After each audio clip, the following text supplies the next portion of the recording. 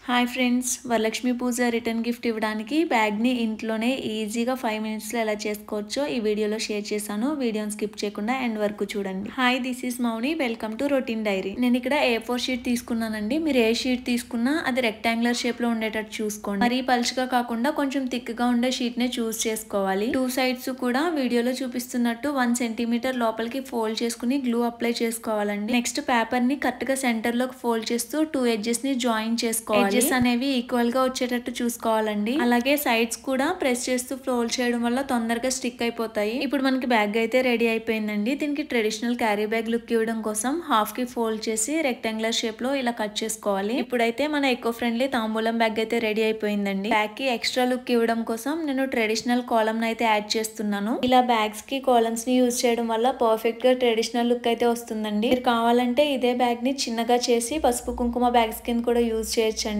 Size ఏదైనా సరే, process మాత్రం సేమ్. ఇలా ఇంట్లోనే తక్కువ ఖర్చుతో 5 మినిట్స్ లోనే బ్యాగ్ ని రెడీ చేసేయచ్చు. ఈసారి మీరు కూడా ట్రై చేసి మీకు ఎలా వచ్చిందో కామెంట్ చేయండి. మన ఛానల్లో DIYs తో పాటు లైఫ్ స్టైల్ వ్లాగ్స్ కూడా షేర్ చేస్తుంటాను. మీరు కనుక మన ఛానల్ ని కొత్తగా చూస్తున్నట్లయితే సబ్స్క్రైబ్ చేసుకుని పక్కనే ఉన్న బెల్ ఐకాన్ ని క్లిక్ చేయండి. వీడియో నచ్చితే లైక్ చేసి షేర్ చేయండి. Thanks for watching.